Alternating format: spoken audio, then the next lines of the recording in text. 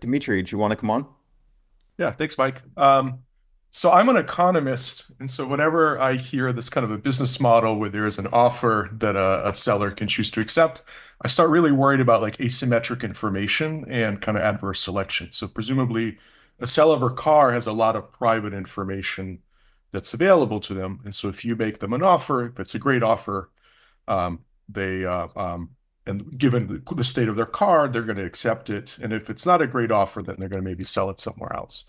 And so you kind of wind up with this that your inventory is maybe sort of kind of is of low quality, and so the kind of the market unravels. So I'm curious. So like real estate is another example where you have this kind of dynamic creep up Yep. and be sort of very destructive. So I'm curious what kind of product changes you've implemented that sort of keep this market from unraveling. Yeah, so there's also fraud, right? Because car theft is a thing as well. So I mean there's obviously tools that we've implemented there.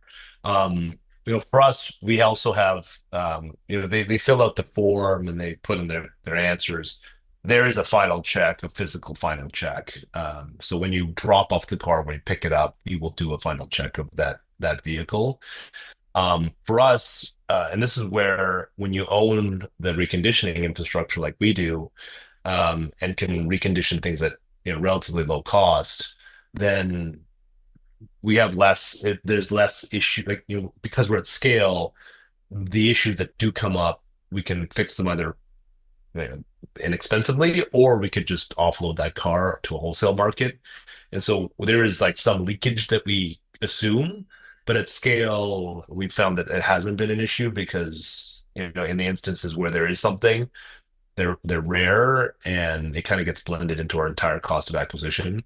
And so I think the final check is one thing, but again, I think this is where scale helps because if you can correct and fix those defects at a low cost. This is a great example of, at some point where, anything cosmetic is almost irrelevant because if you can do a paint and body on that car for, pretty cheap, then it doesn't matter. You can just, put it through that process and you basically have a fully brand new exterior, right?